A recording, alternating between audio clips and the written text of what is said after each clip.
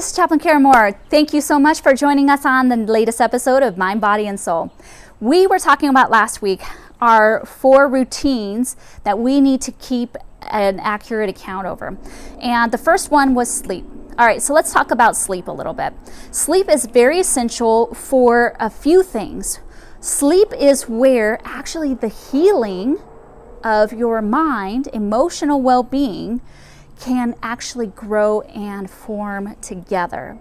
So you want to make sure that you are getting adequate amount of sleep so that things that have been hurting you in the past, we're talking about the hurts, stuff that people have said, stuff that you've been through, the traumas, they get worked out while you're sleeping.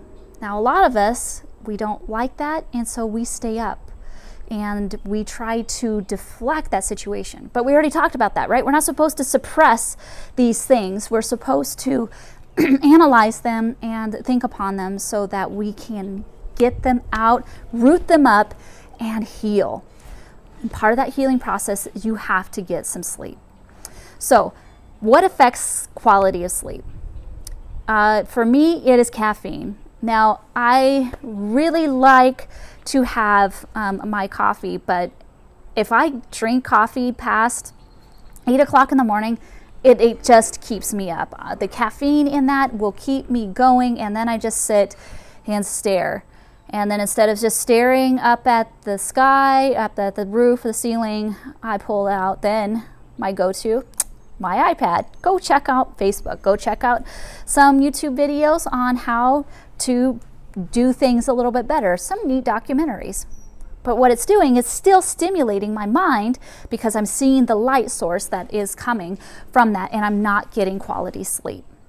Sometimes I'm thinking so much that I didn't do. I'll freak out and be like, oh, I didn't take out the trash or whatever it is. Those things, and that's why we are addressing some of those thoughts, capturing those thoughts. See how we're building this all up?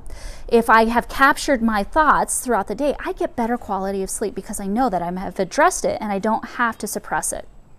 Other things besides stimulants and besides the light source, little things that hum or produce light, even the little lights that are on the electrical outlets can cause your brain to stimulate and not sleep. Maybe talking and chatting. All of these affect your sleep. So what is it with you? How much sleep do you get? What is the quality of that? And then how do you feel when you don't get adequate amount of sleep? Do you really like feeling that way every morning? Would you like to see change?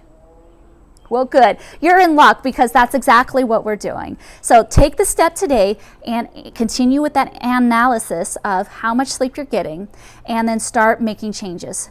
Start making a small step. Where are the little lights coming from? Limiting the time that you take in and consume caffeine. How much caffeine you take. Instead of 1 Monster and 2 cups of coffee, maybe limit that down to 1 cup of coffee and 1 Monster. Start limiting the caffeine intake. Reading a book that doesn't have a backlight. And then removing the television altogether. Just choose one of those and then see how and analyze how your quality sleep has changed and how much better you feel. All right, this is Chaplain Karen Moore with your Mind, Body, and Soul. So glad you're here. Caring more about you. Have a blessed day.